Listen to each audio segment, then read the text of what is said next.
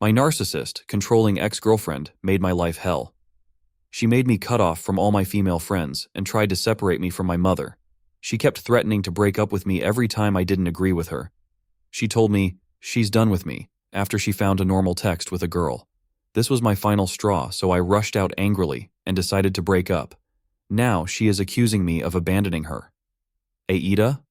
This is going to be a bit long, so if you want some context read, if not, go to the end. My ex-girlfriend 28F and me, 32M, lived together for 10 months and were in a relationship for 3 years total. The relationship was good. We had minor issues and discussions like all normal relationships have, and after 2 years we started living together. That's when some stuff started to not be minor issues, but extremely bad arguments that always ended in the same way. Not being talked about. First issue. Our mothers did not get along that well. They started real friendly, going out together for trips and to the mall and stuff like that. But then all of a sudden my mother, let's call her Lily, said that her mother, let's call her Paula, was a bit intrusive and did not want to keep seeing her. Now I was put on a bit of a weird situation where I had to explain why the sudden disappearance, so in my mild panic I just thought of telling the truth, having confidence that my ex would not overreact over this. Well, I was wrong. Nothing was ever the same between my mother and my ex. They did not hate each other, but it was weird. Like 3 weeks after we moved together, an argument broke out about what we were going to do for Christmas. Paula had called Lily to invite her so we could all be together, but something that was lost in the telephone game, and Lily, though she heard that this should have been my ex inviting her, not Paula. Well, I mentioned that to my ex, trying to tell her that her mother should not be saying that, and all hell broke loose. She said that Lily was always trying to tear us apart, and that she never liked her, and pushed me hard into not spending Christmas and New Year's with my mother. I complied, and it was the worst Christmas I ever had, because my mother was sending 300 messages per second saying I was being naive and manipulated, and on the other side saying they were the ones manipulating me. I just bottled up, trying to survive through December in the hopes that with enough time everything would cool down between them. Second issue. I really don't want to make this be a bad thing, maybe as something I could not handle, but she is a doctor going through her residency, and that is a career that demands everything from you and everyone around you. When she was home, she was always tired. Our time together at home basically consisted on she falling asleep after dinner while watching TV together. I had no issue with this really, because I could go and play video games. But the problem is, after a while this gets a bit annoying since that's all I was allowed to do.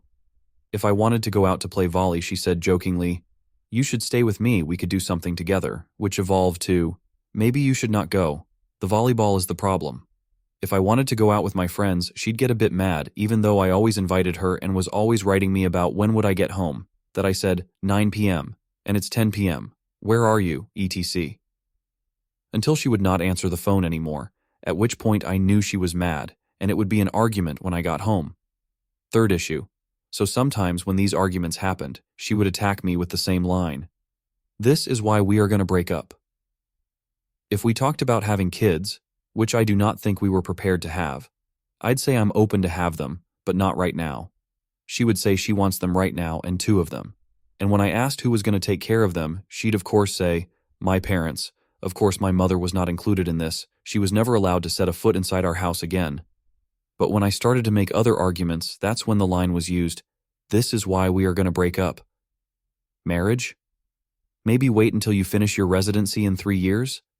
No, if you don't propose in the next year we break up. Living in the suburbs?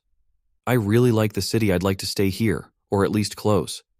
No, this is why we are going to break up. So I started not talking about these fundamental issues, because it was not an open negotiation, it was her way, or breaking up. Final issue, and TLDR. She has always been a bit insecure. All female friends I had to cut ties with. All new girls in her life, or mine, were bitches by default and wanted to take me away. So of course I caught her checking my phone for the 4th time, and she obviously found a conversation with a female friend that she had told me she did not want me talking to. Was not even a damning conversation. But of course she lost it, and called me all the names in the book, and angrily told me we were done, that I should leave the house because I was the one texting other girls. She then got ready and was leaving the house and told me again, and I quote, "I want you to know we are done. I told you I did not want you talking to other girls. We are completely and absolutely done," and stormed off. So am I the asshole for taking her word and leaving? I think all this issues I described came all back. The ones I could not negotiate, all of them became a solid no in my mind. So I left. She called me 4 hours later that night saying how could I do this to her? Leave the house and just leave her there all alone. That she was just venting and that of course she was going to come back to have a conversation. Well, I explained to her that I could never tell her anything because I was walking on eggshells all the time trying to not upset her and getting the "we are breaking up" for this line, and that I just took her word for granted. She said we were finished, and I assumed that was what she wanted. AITA? After my husband died, I did everything to support my children. I had saved some money to pay for my children's college. My daughter told me that she don't want to be with me anymore and that she will cut off all ties once she starts college. So I told her I'll not pay for her college. She's accusing me of controlling her using money. AITA? A bit of background. I, 45F, am a single mom of 2 kids, Ella, 18F, and Jake, 16M. My husband died when the kids were young, and I've worked extremely hard to support them both emotionally and financially. My husband left behind a life insurance policy, and I've been saving part of that money for their college education. Since she was a little girl, Ella has always dreamed of going to a prestigious college. We've had many talks about how important education is, and I made sure she knew that the fund I was building for her and Jake was specifically for their education. I wasn't able to afford luxuries like vacations or new cars, but I wanted to make sure they wouldn't be burdened with student loans. Recently, though, things have become strained with Ella. She started dating a guy, Matt, 19M, a few months ago, and I feel like her personality has completely changed since. She's become distant, rude, and dismissive of anything I say. She said hurtful things like I smother her or treat her like a child. I've tried giving her space, but last week, during a particularly bad argument, she said she was going no contact with me once she went to college and would never look back. I was devastated. After everything I sacrificed, to hear that she'd cut me out was heartbreaking. I didn't want to react out of emotion, so I waited a few days to cool off.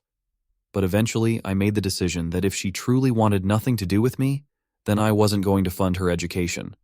I told her if she's planning to go no contact with me after college, she should consider her fund off the table, and I'd split it between Jake and myself for other things. She exploded, calling me vindictive, manipulative, and selfish. She thinks I'm trying to control her by dangling the money over her head. I've talked to a few friends about this, and reactions have been mixed. Some say I'm within my rights because the money is mine, and I can do with it what I see fit. Others say that I'm punishing her for her feelings, and that I'm being controlling by using the money as leverage. So, AITA for taking back my daughter's college fund after she said she was going no contact with me? Update. First of all, I want to thank everyone who gave advice and genuinely tried to help. After going through the comments, I think the best thing I can do is try to talk things out with Ella. She's my daughter, and she always will be, and I will always be there for her if she wants me to. As for the money, I'm going to hold on to it for now until I have cleared up whether she is being abused or influenced by her boyfriend, but I won't spend it on Jake or myself. To those saying I must be abusive or controlling, I want to make it clear that I've never used the college fund to try to control her. The idea of withholding the money didn't even come up until she said she wanted to go no contact. Karen Friend is guilt-tripping me for not paying for her wedding dress. She is accusing me of ruining her big day. Why should I pay for someone else's wedding dress? Reddit. AITA. I, 31F, have a close friend, Sarah, 30F, who I've known for years. She's always been the type of person who makes decisions without really thinking about how it affects others. Recently, she got engaged, and I was genuinely happy for her. I knew she'd been waiting for this moment forever. A couple of weeks ago, Sarah threw a small party to celebrate her engagement, and during the party, she stood up and made a speech. In front of everyone, she announced that I would be her maid of honor. The thing is, she never asked me. She just assumed I'd be okay with it. I was completely caught off guard. I have a demanding job, and I knew I wouldn't have the time or energy to give her wedding the attention it deserves. I didn't want to make a scene at the party, so I just smiled and went along with it in the moment. But a few days later, I sat down with Sarah and explained that I couldn't be her maid of honor. I told her I'm honored she thought of me, but I simply can't commit to it with everything I have going on. She didn't take it well. She got really upset and told me I was letting her down, and that as her best friend, It's my duty to be there for her. I felt terrible, but I stood my ground. Fast forward to last weekend. Sarah invited me to go dress shopping with her, and I thought it would be nice to spend some time together, so I agreed. We went to a few bridal shops, and at one of them, she found the dress of her dreams. The problem was, it was way over her budget. Out of nowhere, she turned to me and said, "Since you're not going to be paying for the bachelorette party or helping with the wedding, I figured you could cover the difference on the dress." I was shocked. I told her that I wasn't comfortable paying for her wedding dress, especially since she didn't even ask me to be her maid of honor in the first place. Sarah immediately got defensive and said I was being unsupportive and ruining her special moment. She stormed out of the shop, and now she's barely speaking to me. Some of our mutual friends are saying I should have just paid for the dress because it's her big day, and she's been really stressed. But I feel like this whole thing has been so unfair, and I'm tired of being guilted into things I never agreed to. So, AITA for refusing to pay for my friend's wedding dress after she announced I was her maid of honor without even asking?